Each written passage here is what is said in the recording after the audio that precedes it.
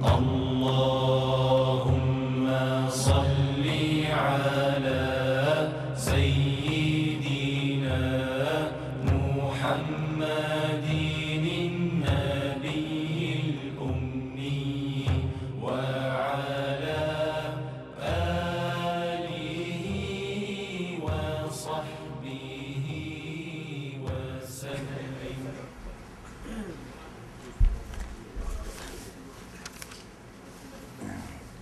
Bismillah.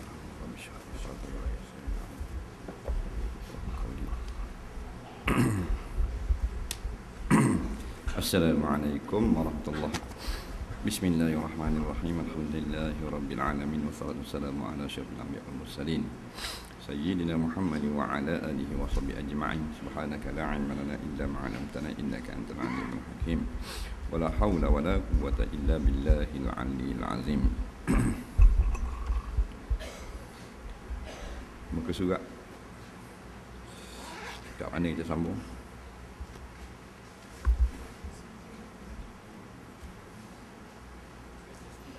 Kat mana? Kat mana? Setelah itu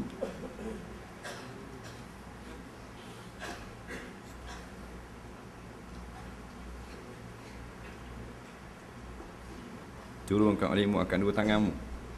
Qala al-mu'allif rahimahullahu ta'ala wa nafa'ana wa iyyakum bi'ulumihi fid dharain amin ya rabbal alamin. Kata pengarang rahimahullahu ta'ala,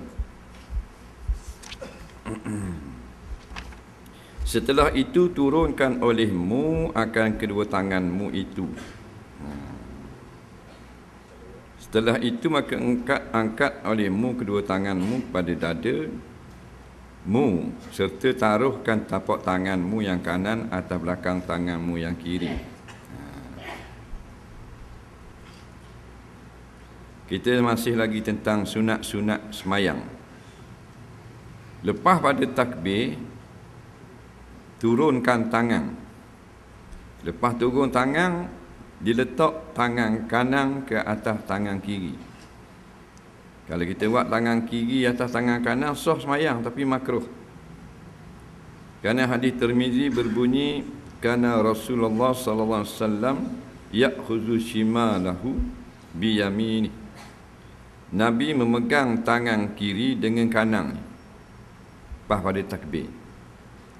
Dalam kitab ni dia kata lepas pada takbir turun bawah dulu.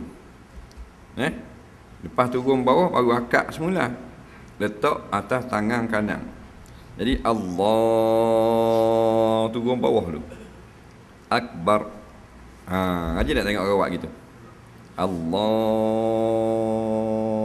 Akbar. Turun dulu tangan. Tak aja tengok. Dan ada yang Allahu Akbar pegang selalu. Hak mana sip tu? Balok mau kedai kopi. Betul hak mananya, hak betul hak ulama katalah hak ada sandaran.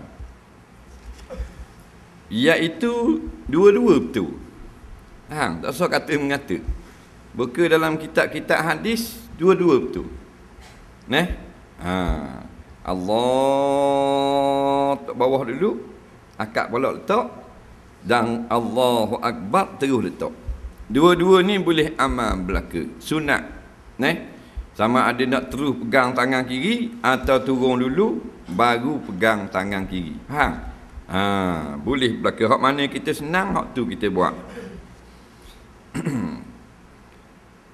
Ya kalau tak pegang letak saja gitu, letak gitu sunat dah. Fayak khuzu tu maknanya mengambil gang gitu. Faham? Lepas tu tak ada khabar dalam hadis kiri sikit ke kanan sikit, tak ada hadis. Tak usah cari lah. Ulama cari dah tak ada. Dan yang kata sunat kiri sikit, pandangan ulama. Faham lah? Biar nak buat tengah tak buat kiri, tak ada masalah. Faham? Jangan buat tapal dia dah gitu. Faham tak? Jadi hak tengah-tengah tu zahir hadis. Bila letak tangan kanan atas tangan kiri, Nabi dah kata buat tengah-tengah. Mana memang bertengah lah. Lepas tu kiri sikit bukan hadis pandangan ulama. Siapa nak buat tak ada